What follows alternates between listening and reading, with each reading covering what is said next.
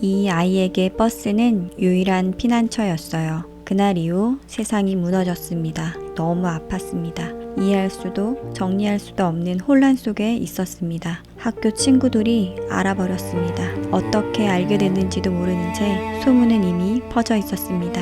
위탁 가정에서는 비난의 말들이 오고 갔습니다. 조심하지 그랬어. 처신을 잘해야지. 아픈 아이에게 필요했던 건 위로였는데 돌아온 건 비난의 말이었습니다. 그 혼란 속에서 아이는 어디로 가야 할지 몰랐습니다. 학교에 가면 친구들의 시선들이 있었고 집에 있으면 어른들의 비난의 말이 있었습니다. 그래서 그 소녀는 버스를 탔습니다. 왔다 갔다 하는 수많은 사람들, 그 누구도 자신을 모르는 사람들 틈에서 아이는 처음으로 안전을 느꼈습니다. 아무도 수근거리지 않았고 아무도 조심하라고 말하지 않았습니다. 그 익명의 공간에서만 아이는 눈을 감을 수 있었습니다. 학교에서도 집에서도 잠들 수 없었던 아이가 버스 안에서만은 유일하게 잠들 수 있었습니다. 사람들로 가득한 그곳이 가장 외로운 아이에게는 유일한 안식처였습니다.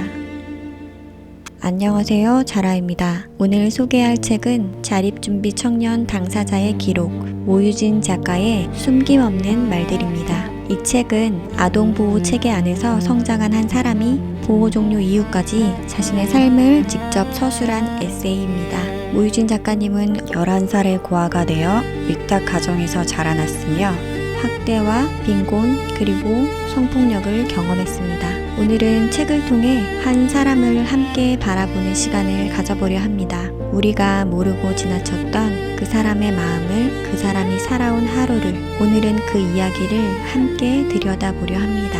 우리는 뉴스에서 종종 이런 말을 듣습니다. 자립준비 청년이 증가하고 있다. 경제적으로 어렵고 도움을 요청할 어른이 없고 손을 잡아줄 사람이 필요하다는 이야기. 실제로 많은 자립준비 청년들이 정신적, 경제적 어려움을 겪고 있고 절반에 가까운 이들이 삶을 포기하고 싶다는 생각까지 해본 적이 있다고 말합니다.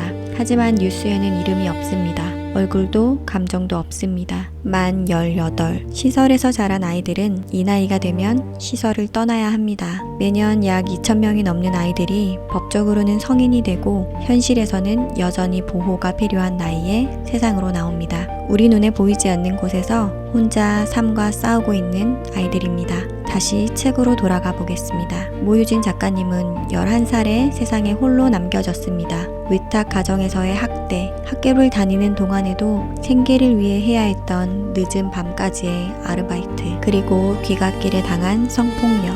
하지만 더 큰 고통은 그 다음이었습니다. 교통사고 피해자에게 그 일 말하지 마 라고 하지 않습니다. 그런데 성폭력 피해자에게는 침묵을 요구합니다. 왜일까요? 우리가 불편하기 때문입니다. 불편하면 외면하게 되고 외면하면 침묵하게 됩니다. 하지만 분명히 말할 수 있습니다.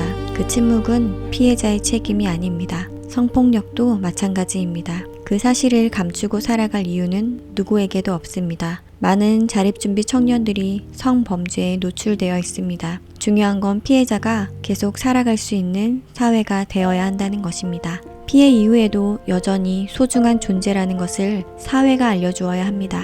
그래서 모유진 작가는 생각했습니다.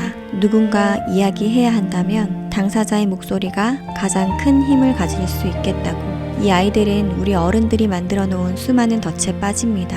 일자리를 주겠다, 도와주겠다, 집 구해주겠다. 보호자가 없고 경제적으로 급하고 세상 물정을 배울 기회가 없고 도움을 요청할 어른이 없기 때문입니다. 이것은 이 아이들의 문제가 아닙니다. 18살에 이제 어른이니 알아서 살아 라고 내보내는 우리 사회 시스템의 문제입니다. 우리는 종종 말합니다. 극복해, 이겨낼 수 있어. 하지만 극복은 시간을 요구하고 사람을 요구합니다. 그보다 먼저 필요한 건 이 말입니다. 내가 여기까지 살아온 게 기특하다. 우리가 지금 할 수 있는 작은 시작은 그들을 바라보는 것입니다. 무관심에서 한 걸음 나아가는 것. 그 순간 사랑은 움직이기 시작합니다. 모유진 작가님의 꿈은 아주 단순합니다. 자립준비 청년을 믿어주는 사람이 되는 것. 그들에게 이렇게 말해주는 어른. 그랬구나. 얼마나 힘들었을까. 그런데 어떻게 이렇게 잘 버텼어. 이 한 문장이 그들의 무너진 삶 위에 다리가 됩니다. 저 역시 살면서 많이 깨졌고 금이 갔습니다.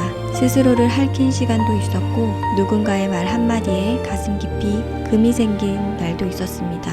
하지만 상처받은 만큼 깊어진 마음은 누군가에게 포근한 그릇이 될 수 있습니다. 저는 그 사실을 믿습니다. 한 세기면 사라질 이 짧은 인생 속에서 누군가가 제품에서 잠시라도 쉬었다 갈 수 있다면 그것으로 충분한 삶이라고 생각합니다. 아는 것만으로도 세상은 조금씩 바뀝니다. 당신은 혼자가 아닙니다.